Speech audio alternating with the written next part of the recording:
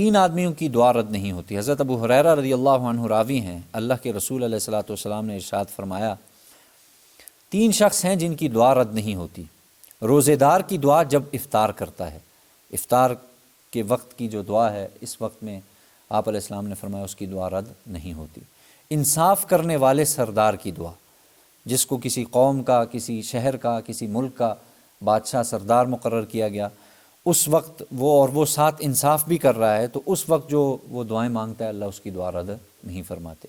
اور تیسری دعا ہے مظلوم کی دعا، اللہ تعالیٰ اس کی دعا کو بادلوں کے اوپر اٹھا لیتا ہے اور اس کی دعا کے لیے آسمان کے دروازے کھول دیے جاتے ہیں، اور پروردگار فرماتا ہے قسم ہے میری ذات کی میں تیری ضرور مدد کروں گا، اگرچہ کچھ مدت کے بعد ہو، یعنی تیرا حق ضائع نہیں کروں گا اور تیری دعا رد نہیں کروں گا، کہ اگرچہ مدت دراز گزر جائے، یعنی وقت گزر سکتا ہے، لیکن اللہ تعالیٰ ایسے مظلوم، یعنی دیکھیں اس مظلوم میں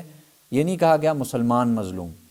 آپ نے مطلقاً مظلوم کہا ہے، تو مظلوم کوئی بھی ہو سکتا ہے، وہ مسلمان بھی ہو سکتا ہے، وہ کافر غیر مسلم بھی ہو سکتا ہے، کہ ظاہر ہے وہ بھی اس پر بھی ظلم کیا گیا تو مظلوم ہو جائے گا۔ تو اس لیے ظلم سے تو بہرحال جی ظاہر ہے وہ یہ وجہ ہے کہ وہ اللہ سے نہیں مانگتے، لیکن اگر اللہ نہ کرے انہوں نے اللہ سے مانگ لیا اور کہہ دیا کہ بھائی ظاہر ہے انہیں اتنا پتہ ہے کہ آپ کم سے کم اس اللہ کو مانتے ہیں،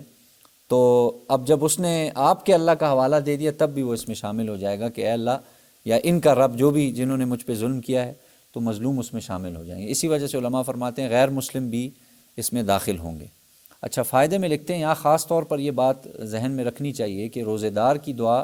جو افطار کے وقت ہوتی ہے وہ ضرور قبول ہوتی ہے، لہٰذا افطار سے متصل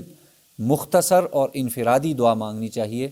اجتماعی دعا سے اجتناب کرنا چاہیے۔ مسئلے کے طور پہ انہوں نے ذکر کیا ہے، کیونکہ عام طور پہ دیکھا یہ گیا ہے کہ اجتماعی دعاؤں کا بہت زیادہ معمول کیا جاتا ہے۔ جب آپ نے دیکھا ہوگا کہ افطاری جب مسجد میں ہوتی ہے یا ایسی جگہوں پہ ہوتی ہے تو پھر ایک ہی اجتماعی دعا کی جاتی ہے۔ کوشش کرنی چاہیے اس سے اجتناب کرنا چاہیے۔ اصلاً چونکہ حکم یہ ہے کہ ہر شخص انفرادی، گھروں میں بھی آپ بیٹھے ہیں دسترخوان پہ تو دعا کے لیے ہاتھ اٹھا لیں اور ہر شخص اپنی اپنی انفرادی دعا مانگے۔